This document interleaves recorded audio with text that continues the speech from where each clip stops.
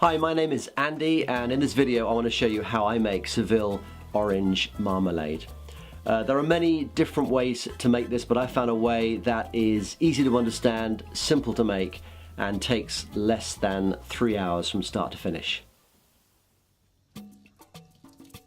Okay, so first off we're going to wash the oranges,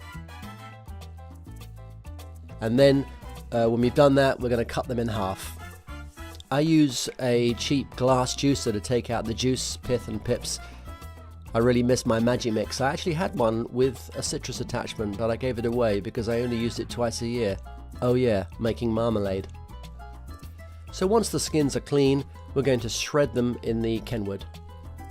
It's a personal preference with how fine or coarse you want the peel to be. I kind of like halfway and probably left it in there running on medium speed for 15 to 20 seconds.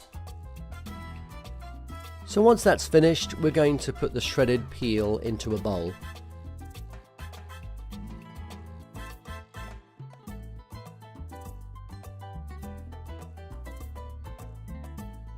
We're now going to put 2 litres of water into a large pan and bring it to the boil.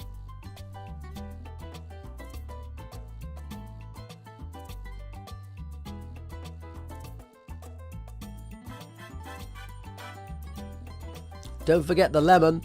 I'm just going to use the juice, pith and pips and discard the skin. Next we're going to separate the juice from the pith and pips by pouring them into the saucepan of water through a sieve.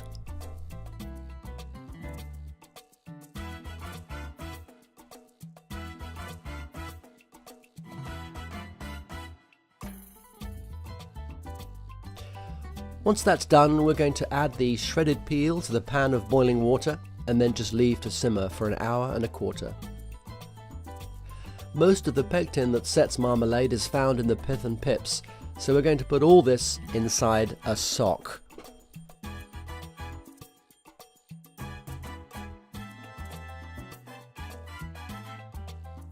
Yep, it's a messy job, but then we tie it up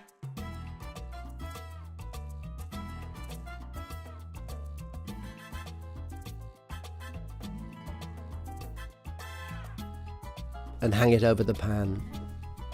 After 1 hour we'll take the sock out to cool down, and then 15 minutes later carefully pour in the 2 kilograms of preserving sugar.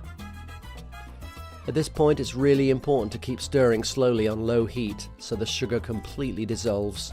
I've ruined a few batches by allowing sugar to settle at the bottom of the pan, and as you turn the heat up it burns. Not a very nice taste.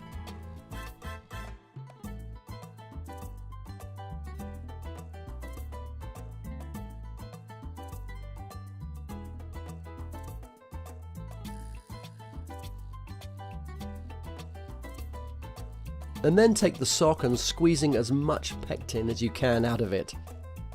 Another messy job, but hey ho, it's better than having runny marmalade dripping down your white shirt before you go to work in the morning. At this point, put a small plate in the freezer to cool down.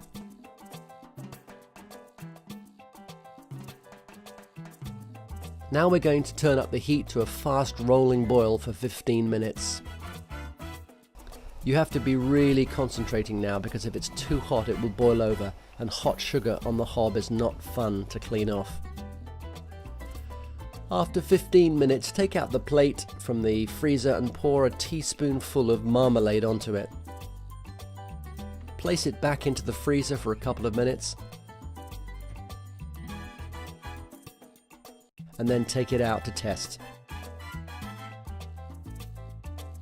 Nudge the marmalade with your finger or tilt the plate, and if it's reached setting point, you'll notice a skin forming on top. If not, keep it on a rolling boil for another 15 minutes and test again. Clear off any scum from the top of the marmalade and let the pan cool down for 15 minutes. Now it's time to sterilize the jars. Wash and rinse with soap and water, and put them in the oven for 10 minutes at 140 degrees centigrade. Boil the lids in water for another 10 minutes and then put them on the kitchen roll to dry. When the jars are dry, lay a line of kitchen roll out and place them there ready to be filled with hot marmalade. Because it's a nightmare to clean up if it spills, I've perfected this technique of using a Pyrex jug to decant the marmalade, filling up each jar to just below the top.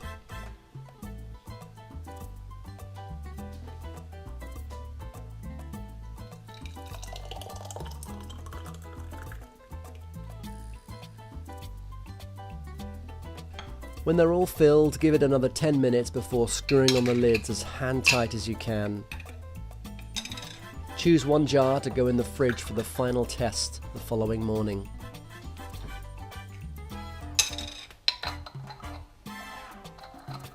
Then, bright and early next day, with a freshly made pot of coffee, butter the toast, open the jar, make sure it's nice and set,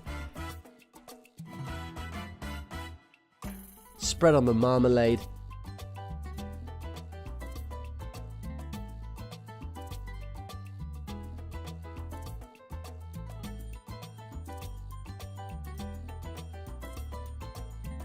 and enjoy.